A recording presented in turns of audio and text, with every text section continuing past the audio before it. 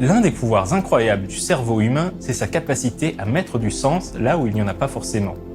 On pensera voir des formes d'animaux dans les nuages ou un visage sur une photographie de Mars. On appelle ça une pareidolie, au passage. Mais les sons que l'on entend vont parfois eux aussi être mal interprétés par notre cerveau. En général, on regroupe ces phénomènes sous l'appellation hallucination auditive. Mais il existe en fait au moins deux cas de figure distincts, le mondigreen et le solamimi.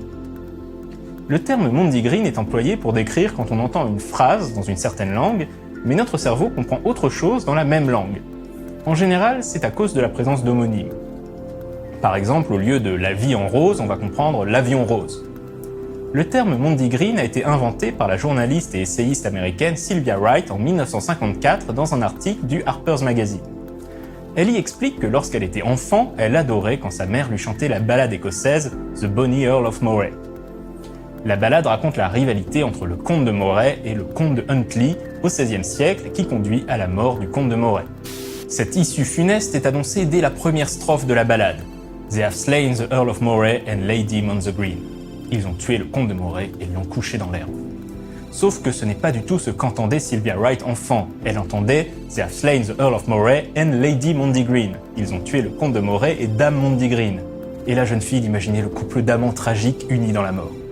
En découvrant la vérité des années plus tard, elle propose avec humour d'appeler mondigreen ce phénomène. On se rappelle aussi du premier générique de Retro Magic où lorsque la princesse crie « Save me », certains téléspectateurs étaient persuadés d'entendre autre chose. D'ailleurs, certains n'en démordaient pas. Il existe un terme pour décrire l'acte de perpétuer l'erreur même après avoir été corrigé. On appelle ça faire un mumsimus, en référence aux prêtres de jadis qui parfois écorchaient le mot latin sumsimus. Dernier exemple et non des moindres, Bob Dylan a cru comprendre dans les paroles de I Wanna Hold Your Hand des Beatles les mots I get high, qui veut dire je plane, à la place de I can't hide, je ne peux pas me cacher. Ainsi, persuadé d'avoir affaire à des amateurs de substances psychédéliques, il leur a proposé d'en consommer avec lui, les initiant accidentellement et influençant par la même occasion la suite de leur carrière et l'histoire du rock. Le terme japonais solamimi, de son côté, décrit un phénomène un peu différent. Quand on entend une phrase dans une langue étrangère, mais qu'on croit reconnaître des mots dans notre propre langue. Ça arrive très souvent avec les paroles de chansons. En japonais, sola c'est le ciel, mimi l'oreille. Du coup, solamimi c'est un peu avoir les oreilles en l'air, comme on peut avoir la tête en l'air en français. Si ce terme a émergé au Japon, c'est qu'il est fréquent dans l'archipel de transformer les paroles de chansons étrangères en syllabes japonaises qui prennent du coup un tout autre sens.